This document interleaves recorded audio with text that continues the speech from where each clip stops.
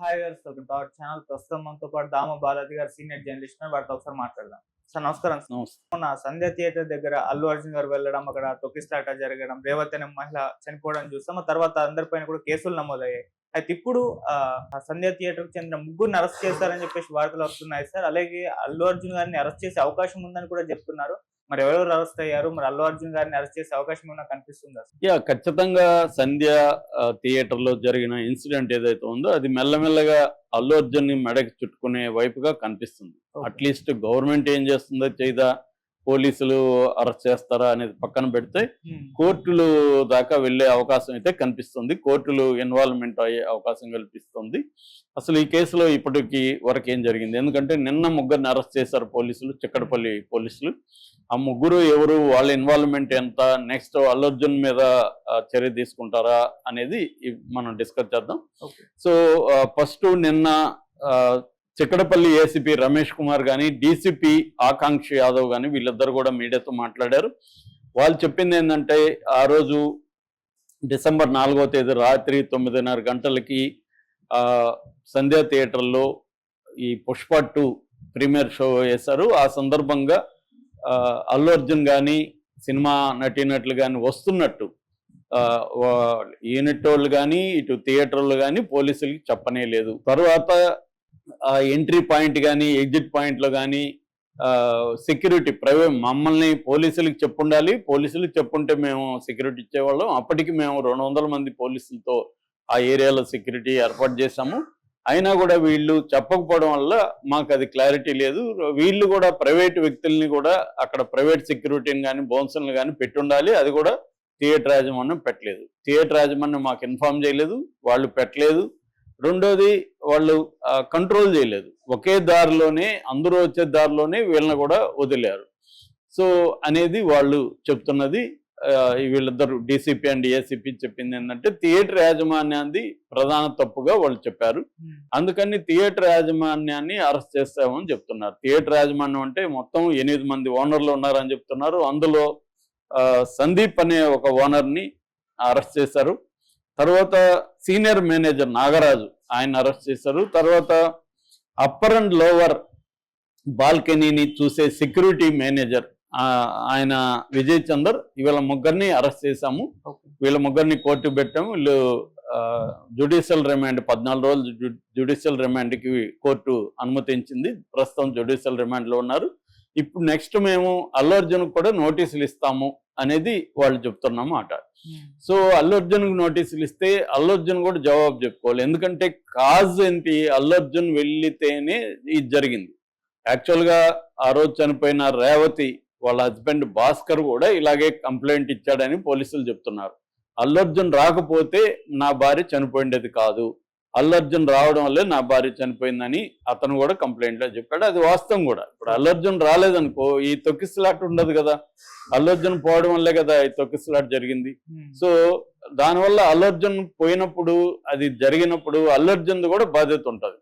ఎందుకంటే నేను వెళ్ళినప్పుడు తొక్కిసలాట ఏమన్నా జరుగుతుందా అనేది అల్లు అర్జున్ ఆలోచించుండాలి, వాళ్ళ సెక్యూరిటీ టీం ఆలోచించుండాలి, వాళ్ళు పోలీసులకు ఇన్ఫార్మ్ చేసన్నా ఉండాలి, లేదా మేనేజ్మెంట్తో మాట్లాడాలి. మేము ఇట్లా వస్తున్నాం, మాకు సెక్యూరిటీకి సంబంధించి ఏంటి, పబ్లిక్ అక్కడ జనం ఎలా ఉన్నారు, మేము వస్తే ఏ రకమైన ప్రాబ్లమ్స్ ఉండొచ్చు, ఇవన్నీ మాట్లాడుకొని రావాలి. ఇష్టం వచ్చినట్టుగా వచ్చేసి ఒక ప్రాణం పోవడానికి ఇంకొక బాబు ప్రాణం కొట్టుమిట్టాడుతుంది, ఇంకా కూడా అది ఇంకా ఫైనల్ కాలేదు, కానీ ఆశాజనకంగా ఉందని నిన్న ఏసీపీ రమేష్ కుమార్ చెప్తున్నారు.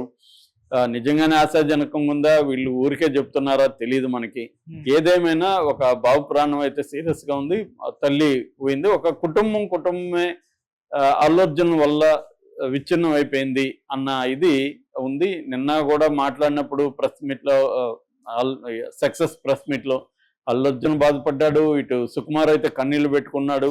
నేను 6 ఏళ్లుగా ఈ పుష్ప సినిమా మీద పనిచేస్తున్నాను, 6 ఏళ్లలో నేను ఒక ప్రాణాన్ని కూడా కాపాడలేను కదా, ఒక ప్రాణం కూడా సృష్టించలేను కదా ఎన్నేళ్ళైనా, కానీ నా వల్ల ఒక ప్రాణం పోయిందంటే నాకు బాధగా ఉంది అని అతను కూడా మాట్లాడాడు, కన్నీళ్లు పెట్టుకున్నాడు. సో అల్లు అర్జున్ కూడా తన వంతుగా 25 లక్షలు ఇస్తానండి. ఓకే, ఇదంతా కూడా అల్లు అర్జున్ని మెచ్చుకోవాలి. అల్లు అర్జున్ ప్లేస్ లో ఎవరున్నా కూడా ఇదే చేయాలి. తన దగ్గర డబ్బులు ఉన్నప్పుడు ఆ ఫ్యామిలీకి తన వల్ల నష్టం జరిగినప్పుడు ఆ ఫ్యామిలీకి నష్టపరిహారం ఇవ్వడం అనేది మంచిదే. అట్లాగే మిగతా ఉన్న పాపని రక్షిస్తాను, పాపని చదివిస్తాను, ఆ బాబుని మెడికల్ ఎక్స్పెన్సెస్ అంతా నేనే చూసుకుంటాను, ఆ బాబు బతికిన తర్వాత వాళ్ళిద్దరు పిల్లల్ని బాధ్యత నేనే తీసుకుంటాను, ఇవన్నీ చెప్పాడు. ఇవన్నీ మంచిదే. కానీ ఇక్కడ ఏంటంటే లీగల్ పాయింట్ ఆఫ్ వ్యూలో వచ్చినప్పుడు అల్లు అర్జున్ కూడా బాధ్యత వహించాలి కాబట్టి అల్లు అర్జున్ మీద కూడా కేసు పెట్టాలనేది లీగల్ యాంగిల్లో ఆల్రెడీ కొంతమంది అడ్వకేట్లు ప్రైవేట్ కేసు కూడా పోయి కంప్లైంట్ ఇచ్చారు ఎక్కడ చిక్కడపల్లి పోలీస్ స్టేషన్లో. సో ఆ కేసు ఏమవుతుంది, ఒకవేళ తీసుకోకపోతే ఆ లాయర్లు కోర్టులో కూడా కేసు వేయబోతున్నారు అని చెప్తున్నారు. ఈ లోపల ఇంకొక పరిణామం చోటు చేసుకుంది. అదేంటంటే NHRC national human rights commission కి రామారావు ఇమ్మినేని అని ఇంకొక అడ్వకేటు కంప్లైంట్ ఇచ్చాడు. ఎన్హెచ్ఆర్సి కంప్లైంట్ ని రిసీవ్ చేసుకొని విచారణకు కూడా ఆదేశించింది. సో ఇప్పుడు ఎన్హెచ్ఆర్సి ఏం చేస్తుంది, జనరల్ గా డీజీపీని ఆదేశిస్తుంది దీని మీద విచారించడం, లేదా ఎన్హెచ్ఆర్సి కూడా డైరెక్ట్ గా రంగంలో దిగే అవకాశం ఉంది. వాళ్ళు కానీ దిగితే మాత్రం ఇది ఇబ్బంది ఉంది. ఈ అడ్వకేట్ కంప్లైంట్ ఇచ్చిన అడ్వకేటు ఏమని ఆరోపిస్తున్నాడు అంటే ఇది అల్లు అర్జున్ అండ్ పోలీసులు ఇద్దరు బాధ్యత అంటున్నాడు ఈయన.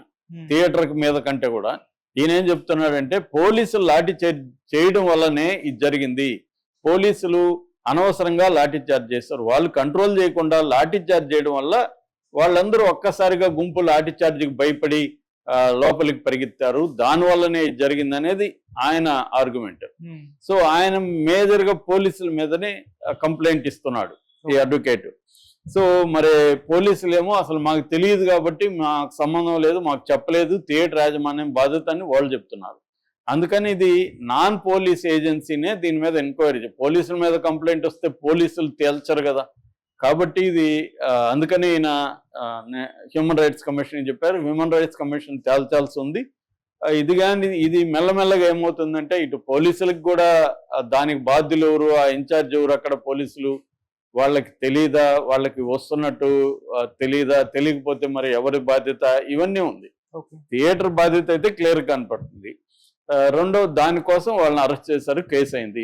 కేసు కూడా 105 అండ్ 118 బిఎన్ఎస్ భారతీయ న్యాయ సంహిత కింద పెట్టారు. 105 అంటే మరణానికి కారణం అవడం, హత్య కాదు కానీ ఒక వ్యక్తి మరణానికి కారణం అవ్వడం కూడా సీరియస్ గానే 5 నుంచి 10 ఏళ్ళు జైలు శిక్ష పడే అవకాశం ఉంది.